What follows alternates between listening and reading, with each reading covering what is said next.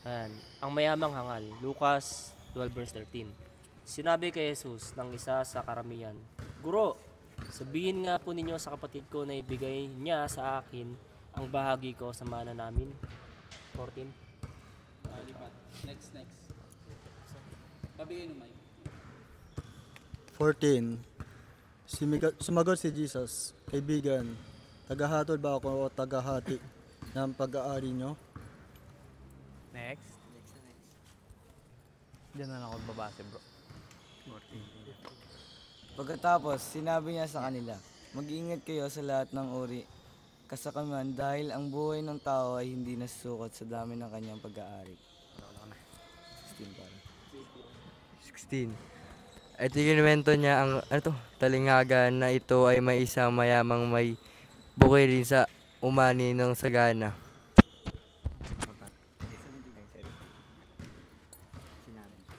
17. Sinabi niya sa kanyang sarili, ano kanya ang gagawin ko? Wala na akong mapaglagyan ng ani ko. Verse 18.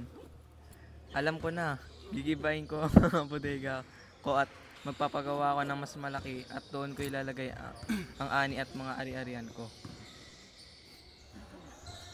At dahil marami na akong nahipon para sa maraming taon, magpapahinga na lang ako kakain, iinom, at magpapakaligaya.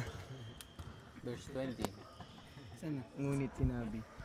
Ngunit sinabi sa kanya ng Diyos, Hangal, ngayong gabi ay babawiin ko sa iyo ang buhay mo.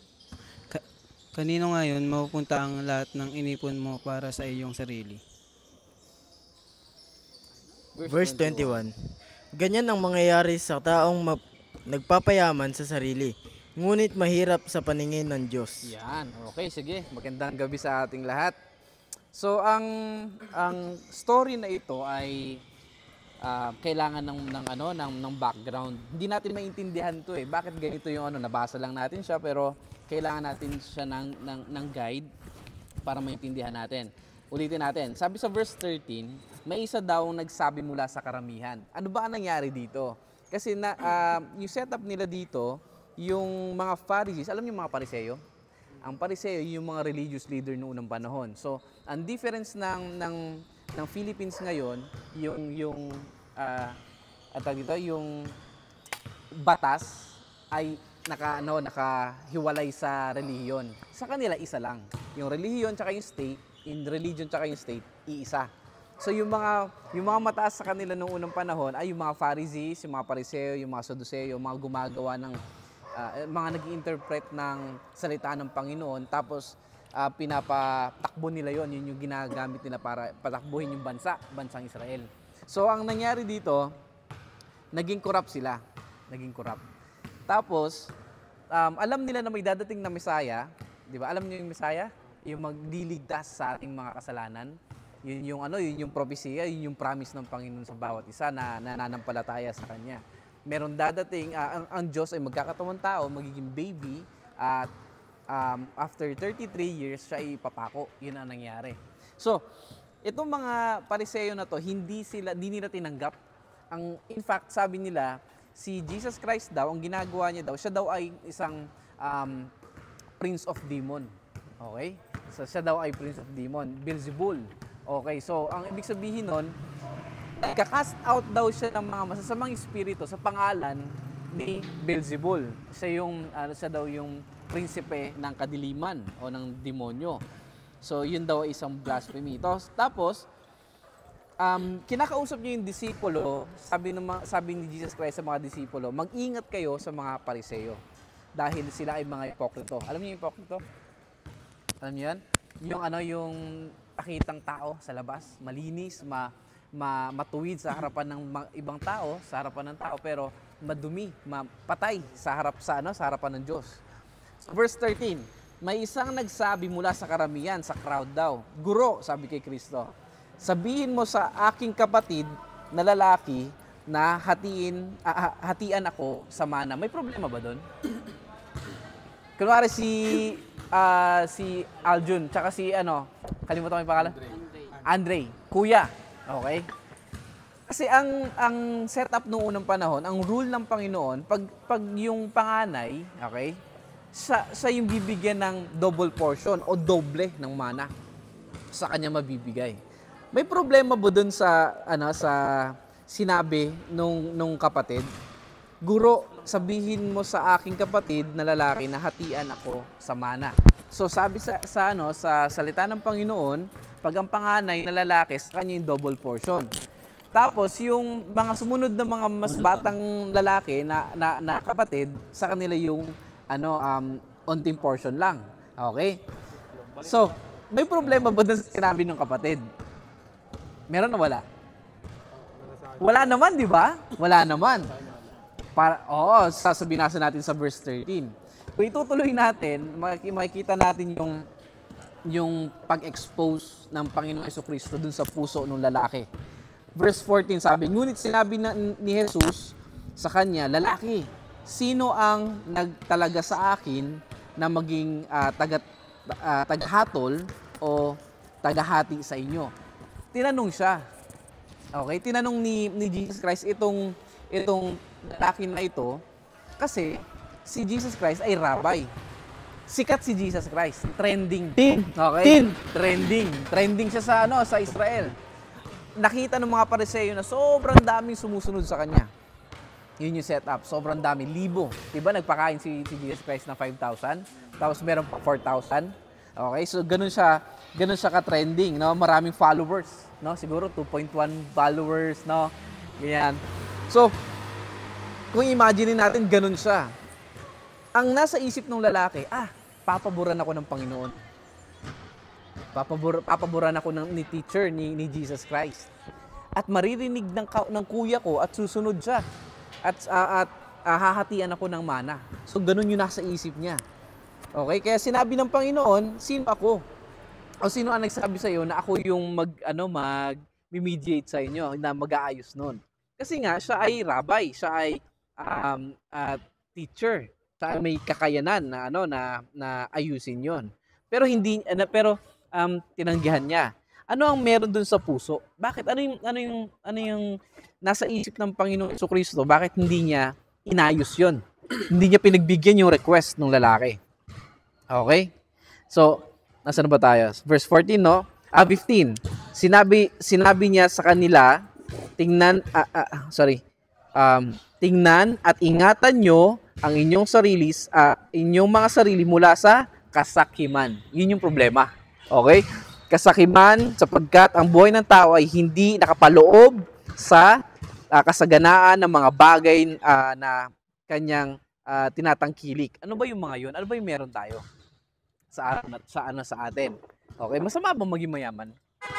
Masama bang mangarap na maging mayaman? Ha? Depende. Okay, very good. So most probably, alam ng Panginoon, sure si Jesus Christ, nakikita niya yung puso ng lalaki. Na ang gusto niya mangyari ay, meron na nga siyang hati, gusto niya pa ng iba. Okay? Gusto niya pa ng dagdag. Naintindihan? Hindi kontento. Okay? So, hindi siya nakontento doon. Gusto niya marami.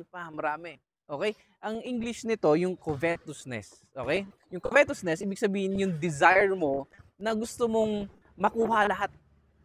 Yung covetousness, si Apostle Paul, may sinulat siya sa Ephesians, tinabi niya yon yung covetousness doon sa homosexuality, tinabi niya doon sa pambababae, panlalaki. Okay? So, ibig sabihin, yung covetousness, mga kapatid niya yung mga yon. Okay? So, kung may pagnanasa tayo sa ibang mga babae na hindi naman, alam ko, may mga pina-follow tayo, may mga sinesearch tayo na hindi natin asawa. Okay. Nagets? So, hindi siya ko, sige nga, palitan tayo. Hindi, yung sa covetousness, guys, o yung pagiging sakim sa mga bagay, ang konteksto nun, gusto nun, yung sa mga material na bagay. Okay?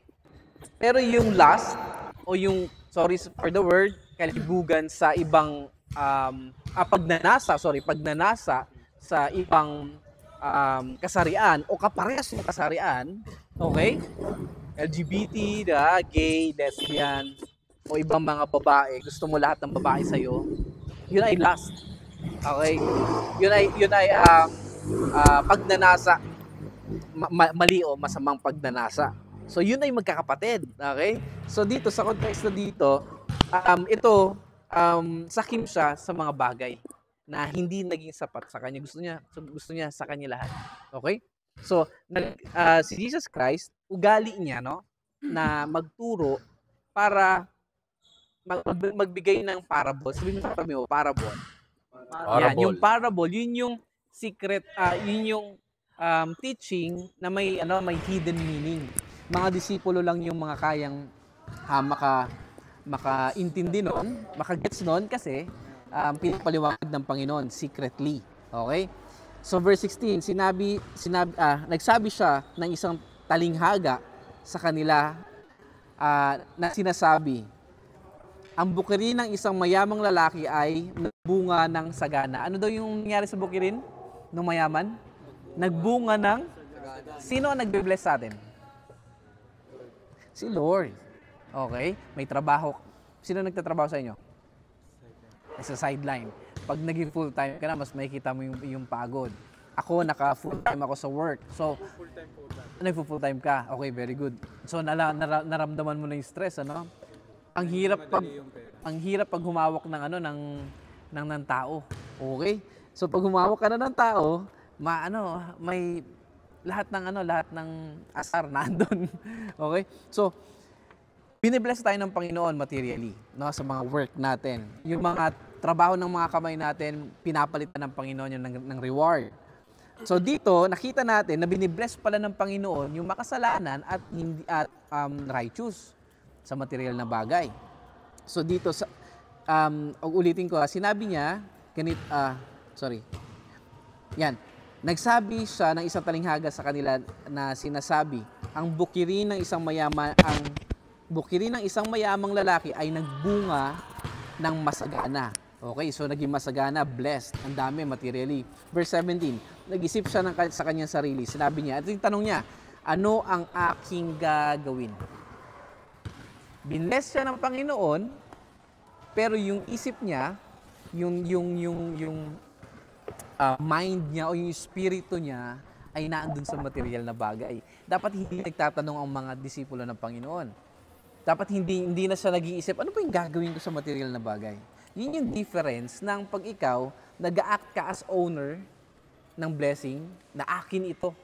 Okay, yun yung difference. Pero kung sasabihin mo na yung blessing ng Panginoon, binibigyan tayo ng blessing ng Panginoon at nag-act tayo as manager, okay? Minamanage natin, pinapalago natin. Yun yung difference doon. Pag sinabi mo na akin ito, magiging sakim ka talaga. Okay, tuloy natin, mabilis na lang. Okay, nag-isip siya sa kanyang sarili, sinabi niya, ano ang aking gagawin? Wala akong pag-iibakan ng aking ani. Ang rule ng Panginoon sa mga disipulo niya, tumulong sa mga may hirap. Okay? Pero anong ginawa niya? Sinabi niya, ganito ang aking gagawin. Ito yung naging decision niya. Ito yung nasa puso niya. Gigibain ko ang aking kamalig, yung warehouse niya. Okay? At magtatayo ng higit na malaki. Doon ko iimbak ang lahat ng aking ani at aking mga mabuting bagay. Sasabihin ko sa aking kaluluwa, marami ka ng natipong pag-aari para sa mga darating na panahon. Magpahinga ka, kumain ka, uminom ka, at magsaya ka. So yung puso niya, okay, sino nag-bless again? Sino nag-bless sa kanya? Si Lord, di ba? Lahat tayo, yun yung sino nagbe-bless. Siya nagbe-bless sa atin araw-araw. Pero siya, yung puso niya, nandun sa material na bagay. Okay? Sabi sa Matthew chapter 6, kung nasaan yung treasure mo, kung nasaan yung mga material na bagay mo, okay, nandun din yung puso mo. Ang tanong ko sa inyo, nasaan yung mga puso ninyo ngayon? Kasi possible na maging idol itong cellphone. posible na sambahin natin to na hindi natin nalalaman, hindi natin napapansin. Bakit? 6 hours ng FB kaya nyo. Tama? 8 hours ML. Okay? O hindi ko alam kung ano yung laro natin. Kasi ako naglalaro rin ako ng nilalaro ni Kuya eh. Ano yun? NBA. Oo, NBA. Pero tapos na lahat ng gawain ko. Walang problema doon. Kaso nga lang ang problema, pag inaagaw na yung attention natin, yung oras natin, yung effort natin, okay? Alam ko yun eh. Kasi pag pagod na tayo, hindi na tayo nakakapag-pray. Gusto natin matulog. Okay? Gusto natin walang problema na magkaroon tayo ng desire na tumaas yung posisyon natin sa trabaho kasi tumataas yung compensation. Walang problema doon. Pero ano yung purpose mo? Bakit gusto mong tumaas? Okay? Mas tataas ang sweldo. Ano ang gagawin mo doon? Tanong nung mayaman. Tumataas yung sahod mo. Anong gagawin ko? Di ba? Nag-gets natin? Dapat yung puso natin nakatuon parati sa ministry ng Panginoon. Kasi alam niyo kung bakit? Hindi yun maaagaw. Hindi yun maagaw ng sino man. Kasi pag nag-i-invest tayo dito sa material na bagay, dito sa mundong ito, yung puso natin nandoon, aagawin din yun. Aagawin din yung demonyo yun. Okay? So, tapusin na natin ito. Ito yung sagot ng Panginoon. Sino yung nag-bless again? Si Jesus, si Lord. Ngunit sabi ng Diyos sa kanya, hangal. Okay, so mga hangal pala yung mga taong ganon. No, magpapakayaman, bumibili ng tao and all, di ba? So, sa gabing ito ay babawiin sa iyo ang iyong kaluluwa at kanino kaya mapupunta ang mga bagay na inihanda mo. Alam niyo si Alexander the Great, bago siya mamatay, naintindihan niya na lahat ng yaman niya dun sa mga sinakop niya, hindi niya masasama sa hukay. Okay? So kapatid, dun tayo mag-focus sa eternal. Sabihin mo sa katabi mo, eternal perspective. Yan. Yung mind natin, yung heart natin, yung strength natin, nakafocus doon sa panghabang buhay, sa eternal. Okay? Hindi dito sa temporal. Yung phone natin, pag nasira yung battery niyan, bibili ka na naman. Lahat temporary. Okay? Punta tayo, sino may jowa sa inyo? Tigil nyo na yan. Dito lang. Babae, lalaki. Ganun ba yun? Nagtanong, chinik, Kapatid, yan din. Pwede rin maging idol yan. Yung mga jowa natin. Promise. Matagal na ako sa ministry, anak ako ng pastor. Tumutugtog ako ng drums, elementary pa lang ako, tumutugtog na ako. Pero alam niyo ba yung nasa puso ko? Hindi para papurihan sa chicks. Pasikat. Ano yung nasa puso ko? Temporary. Okay? Yun yung difference. Okay? So kapatid, habang mga bata tayo, ayusin na natin yung mga decisions natin. Ngayon naiintindihan na natin na kahangalan pala ang pagbibigay ng oras, pagbigay ng buhay natin dito sa mga temporal stuff. Lahat naman mawawala eh. Even yung mundong ito tatapusin ng Panginoon ito. Pagdating niya, alam niyo yung new heavens and new earth, doon tayo titira. Okay? So kung ay yung puso natin na andito pa rin sa mundong ito, yung worry, yung anxious, yung pagiging anxious, yung anxiety, ano yung gagawin ko kinabukasan? Baka wala na kaming pera. Di ba? Huwag tayo mamumroblema kasi ang Panginoon ang nagbibigay sa atin. Nagpo-provide. Yung kasunod niya bro, basahin niyo yan sa bahay. Verse 21, ganito ang mangyayari sa kanya na nag-iimpok ng kayamanan para sa kanyang sarili. Again, walang problemang yumaman, pero kung ang pagyaman mo ay i-expose yung puso mo na lalayo sa Panginoon, wag na lang. Okay? Hindi siya mayaman sa harap ng Diyos. Okay? So, kailangan meron tayong contentment sa buhay natin. Wag tayong maging katulad ng mga corrupt officials sa government na sobrang liliit naman ng mga sahod pero ang lalaki ng bahay sa Forbes Park, di ba? Doon sa mga ang lalaki ng mga properties nila, no? Ang Kristiyano hindi gumagawa ng ganun. Amen? So, ano man ang meron sa atin ngayon, guys, ingatan natin yung mga puso natin. Baka kung may covetous heart tayo, baka sakim yung puso natin. Bakit natin gusto tong bagay na to? Bakit? Check natin parate. Okay? Nagbibigay ba ng papuri sa Panginoon ito pag ginawa ko ito? Okay? So, ingatan natin ang ating mga puso. Amen? Sige, let's pray. Panginoon, maraming salamat po sa binigay niyo pong maiksing oras. Salamat, Panginoon, sa inyong mga turo, sa parable na shinare mo, Panginoon, tinuro mo, Panginoon, sa mga disipulo mo kasi mahal mo sila. May pag-ibig ka sa kanila. Ayaw mo silang mapahamak, Panginoon. Lord, maraming salamat, pinaalalahanan niyo kami na ang covetous heart ay kahangalan, Panginoon. Yung pagiging sakim sa mga bagay dito sa mundong ito. Panginoon, ikaw ang gumawa nito, ikaw ang nagbigay, ikaw ang source ng lahat ng ito, at ikaw po ang gumawa ng lahat ng ito, ikaw ay nagbibigay nito sa amin, Panginoon. Dapat ikaw po ang papurihan namin at hindi ituon ang aming mga buhay sa mga bagay na mawawala rin. Salamat, Panginoon. Continue to provide the needs, Panginoon, ng family, ng bawat bata na nandito, Panginoon, mga young people, Lord God.